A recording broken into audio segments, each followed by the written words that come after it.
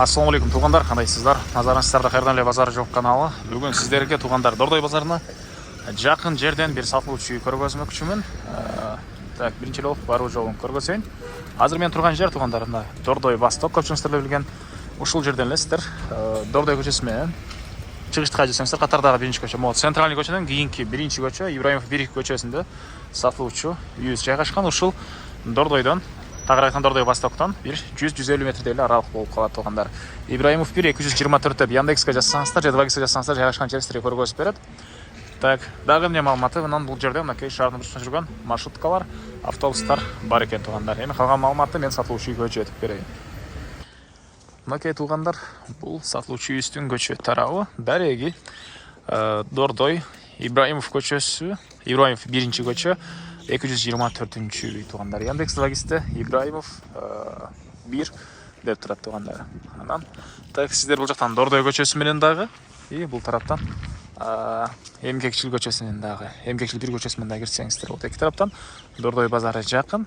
Жана мына көчө тарапта автостен катары үй ээлери ишкерлик кылып аткан үчүн ушул токтоткон машиналардан акча алып, күн сайын короосуна деле ушундай автостенка кылып, күн сайын киреше кылып аткан үчүн үй туугандар мынакей 2 этаж, 3 этажы мансард, үйдө швейный цех катары колдоносуздарбы? Бул жагында магазин катары жакын карабга чейин иштеген ушундай помещениясы бар экен, аны дагы иштетсеңиздер болот тугандар.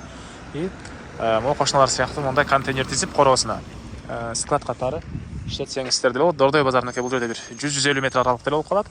Кошуналардын көбү эле ушундай склад, автостоянка, магазин ушу сыяктуу бир ишкерлик кылган үчүн. Так, дагы эмне маалыматы? Андан ары сиздерге эми жалпысынан жердин аянты 6 соток тугандар, негизинен фактически андан деле көбүрөөк. Так, түндүк чегара мынакей бул изгороддон болот. Түштүк чегарасы бул жактагы могу кошунанын эмесине чейин, жашыл заборуна чейин тугандар. Көчө тарабына деле мынакей тугандар, эгер швейный цех катары колдоносуздарбы, башка катары колдоносуздарбы, көчө тарабына деле парковка кылганга шарты бар экен. Мынакей жолдон кийин да ушунча чоң аралык. Электр энергиясы 3 фазалуу. Суу бар. Отопление, паровое отопление 3 фазалуу электр энергиясы менен жана көмүр менен жылыткан котел үйдө жылытат дейт. Центральный канализациянын трубасы бул жерден өтүптүр. Аны киргизип алуу керек. Андан ары мынакей чоң тарабынан кирсеңиздер машина койгонго жайы. Бул жакта 22ге 6 болгон фундамент тугандар. Негизинен швейный цехке расчет алынып коюлган. Анан кааласаңыздар, мондай контейнерден 2 этаж кылып 6 контейнерди тизип склад катары колдонсоңуздар деле болот экен. Анан бул жакта 200 квадрат метр болгон үй. Так, стенасы кирпич, 2 этаж, үчүнчүсү мансард. Азыр ички тарабында көргөзсөм тугандар.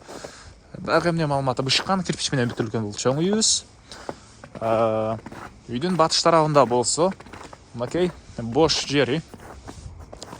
Калсаңыздар, бул жакта дагы чоңураак склад көрөсүздарбы мондай, же кошуналар сыяктуу автостоянка катары колдоносуздарбы, же квартиранттар үчүн мондай 2 этаж эмес алып квартирант киргизесиздерби? Кыскасы мынакей бул жана ушунча кенен жери бар экен. Эми мен сиздерге үйүбүздүн ички тарабын көргөзөйүн. Документтери боюнча кызыл китеби бар экен тугандар. Кызыл китеп бар. Так, үйдүн стенасы кирпич. Негизи кирүүчү эшиги, прихожкасы, пол кафе экен. Түз кирсек отоплениянын котелу, көмүр менен жылыткан котел, жана 3 фазалуу электр энергиясы менен жылыткан котел. Үйдүн жылытат. Оң тарапка кирсек, ушул жерден холлдон 2 этажга и кухняга бул жакта кирип кете алабыз. Көрсөңүздөрдөй ремонт. Вытяжка, ракайно суу чыгарылган. Андан ары бул жагында зал жайгашкан тугандар. Мынакей бул залдын көрүнүшү.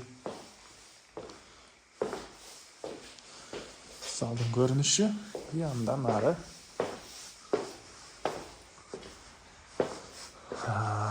бул жакта магазинге өтүп кетсек болот экен.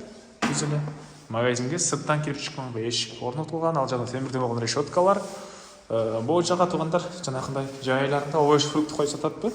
Ушундай бош жери тугандар, ал жагы решетка менен тосулган. Бул жагы кафе. Тепкичтин түбү кладовкасы. Бул жагында общий санузел тугандар. Душ, ванна, ажатканасы. Сушилкасы, аристон баары даяр дубалдар, кафель, вентиляция баары орнотулган. Так, андан ары Эми сіздерге экинчи этажды көргөзөйүн. Так.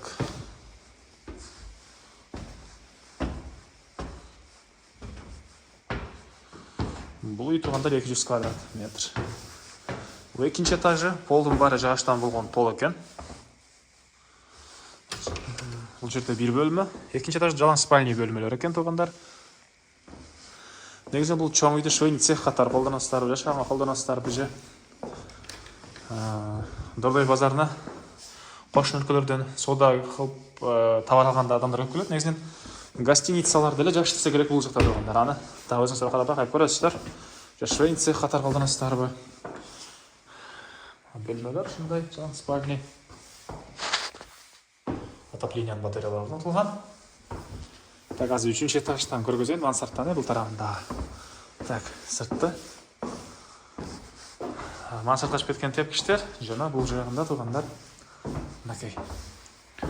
Бул кошуналардын короосундагы автостоянка катары колдонуп, склад. Могу ак жол базар экен, ошо туштарга могу да өзүнчө Дордойдун бир бөлүгү.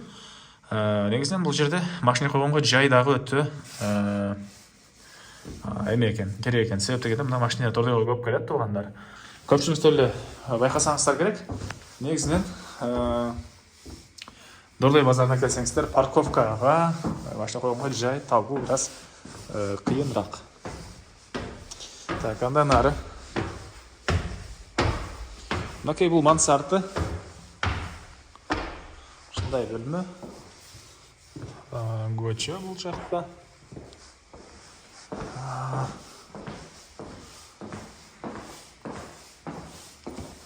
Мынакей туугандар.